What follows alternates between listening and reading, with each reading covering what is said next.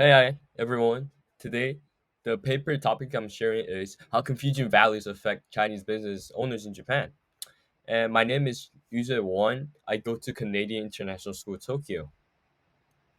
So, why this matters? Immigrant entrepreneurs are economic drivers. They create jobs, drive innovation, and boost trade. In the US, immigrants start quarter of all new businesses. But most new ventures fail in the valley of death, those critical first years. Previous research identified success factors like self confidence, risk taking, and cons- cons- consciousness. Chinese immigrants represent a major entrepreneurial force globally. What makes them unique? They leverage distinctive cultural assets, strong family networks, strategic investment approaches, and personalized business relationship that Western entrepreneurs often lack.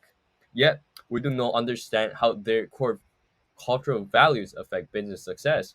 Success of immigrant business has been studied in different aspects, such as self confidence, risk taking, and consciousness, but not a lot on cultural identity and how traditional values shape those entrepreneurial outcomes.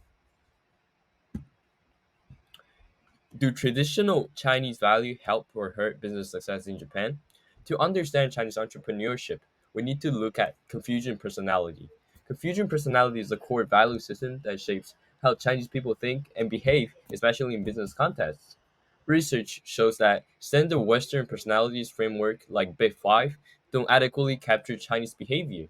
Instead, the Confucian values dominate, which they are guanxi, personalized social network of influence. This is not just networking; it's building deep, reciprocal relationship that create trust and opportunity over time.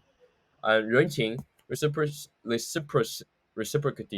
and relationship orientation. This means maintaining harmony, showing loyalty, and understanding that business success depends on mutual obligations and social bonds. 面子, social reputation or face. This involves maintaining dignity, status, and respect in social and business interactions. Losing face can be devastating in Chinese culture because no one wants to uh, have a business interaction with a loser. These values have proven crucial for Chinese entrepreneurs in mainland China. But here's the question. Do these traditional approaches work in Japan, where cultural expectations might be different? Do they help Chinese immigrants build successful businesses, or do they create barriers in new cultural context? So, how did I do the research? I surveyed 45 Chinese business owners currently operating in Japan using 问卷星, which is a Chinese-based questionnaire platform. I distributed the survey through my personal network of entrepreneurs in industries like international trade, real estate, and manufacturing. I designed the study carefully. The questionnaire was conducted entirely in Chinese to ensure participants could express themselves naturally without language barriers. I piloted with several entrepreneurs first to catch any confusing questions or technical issues. These test responses were identified and deleted from the final sample to ensure data quality. I asked participants about three key areas. First, personality and individual preferences. Specifically, measuring those Confucian values, 关系, 人情, and 面子, along with entrepreneurial traits like risk-taking behavior and creativity. Second, the real challenges they face running business in Japan. What cultural barriers exist and what obstacles they encounter in daily operations. Third, detailed information about their family businesses. How family dynamics influence decision making, employee composition, and business strategies. Since many Chinese enterprises are family run operations, due to my sampling approach through personal networks, most participants are from Fujian and Shanghai, which may introduce some regional bias, something I acknowledge as a limitation. Em- Empirical methodology. To analyze how cultural value affect business success, I use ordinary least square regression with business satisfaction as my dependent value. While I prefer to measure actual profit or revenue, entrepreneur rarely share those sensitive numbers, so business satisfaction serves as a reliable proxy for success. My regression model examines six key independent variables They are the three Confucian values, 关系, 人情, and 面子, plus three entrepreneurial traits, creativity, risk-taking, and confidence. I measure Confucian personality traits using Likert scale question that assessed how important participants considered. But I couldn't just look at these factors in isolation.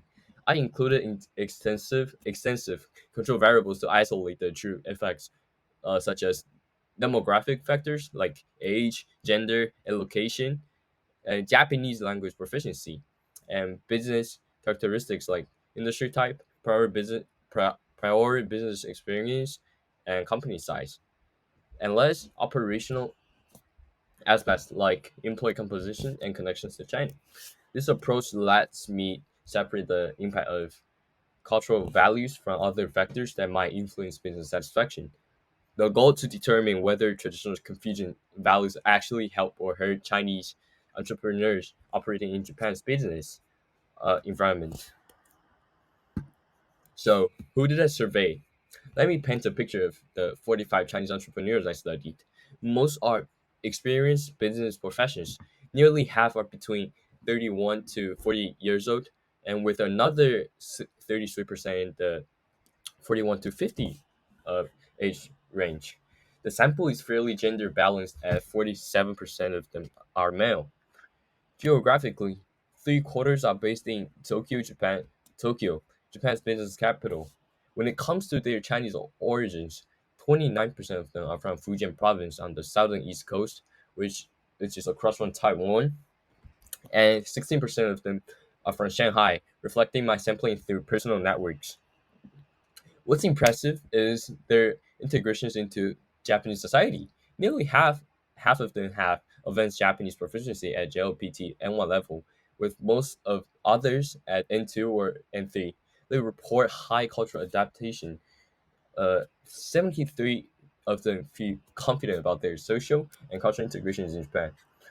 Regarding their businesses, these are mostly small to medium enterprises, with 42% having 1 to 5 employees and 27% of them having 6 to 10 employees. Interestingly, 51% are first time entrepreneurs with no prior business experience. The most maintain strong China connection. 76% of them have Chinese business partnerships, and 69% of them the employee mostly are Chinese staff. This suggests that they are leveraging both local adaptation and transitional networks for success. So this is a correlation matrix. The correlation table shows us which things go to together. Think of think of it like this: when one thing goes up, does another thing go up or down with it? Business satisfaction have a strong positive connection with risk taking. So entrepreneurs who are willing to take risk and tend to be happier with their businesses. Surprisingly, caring a lot about social reputation, which is 面子, seems to go lower business satisfaction. Though this connection isn't super strong. The three cultural values stick together. When someone values 关系, uh, which is building relationships, they also tend to value 人情. Uh, this makes sense. If you want to build good relationships, you have to be willing to help people. The entrepreneurial traits also go together. Creative people tend to be confident and willing to take risks. These personality types seem to go work as a package. Here's something interesting. Confident people are more likely to value Chinese relationship building. So cultural values and personality traits mix together in interesting ways. But just because two things are connected doesn't mean one goes the other. That's why we need the analysis to dig deeper in the next slide. And this is my regression results. Here I showed the key findings from our regression analysis, examining the determinants of business satisfaction among Chinese entrepreneurs in Japan. Risk-taking orientation emerges as the strongest predictor.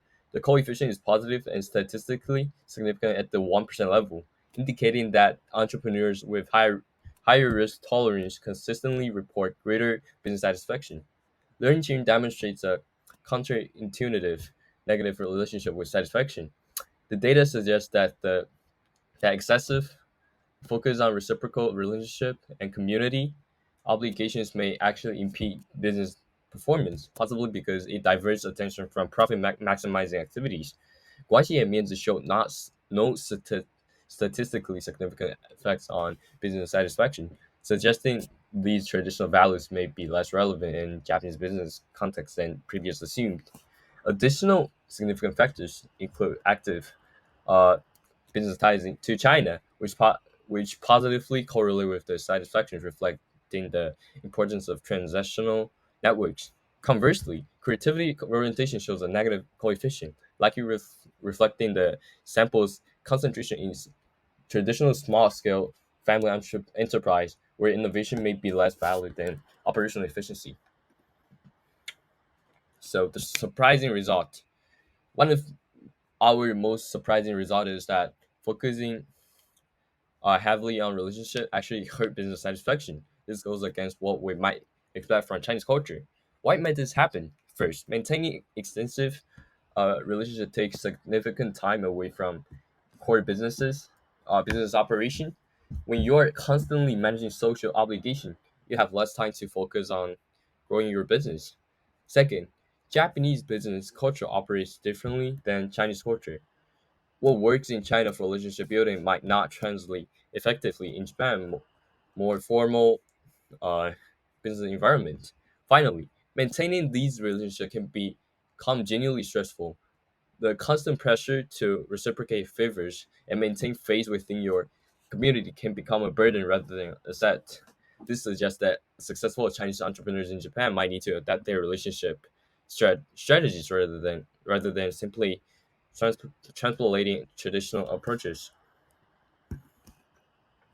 So the study limitations and next steps. The limitation of my study is that I didn't gather a lot of samples. It only has 45 people for my survey, and you only looked at Japan because I'm based in Japan.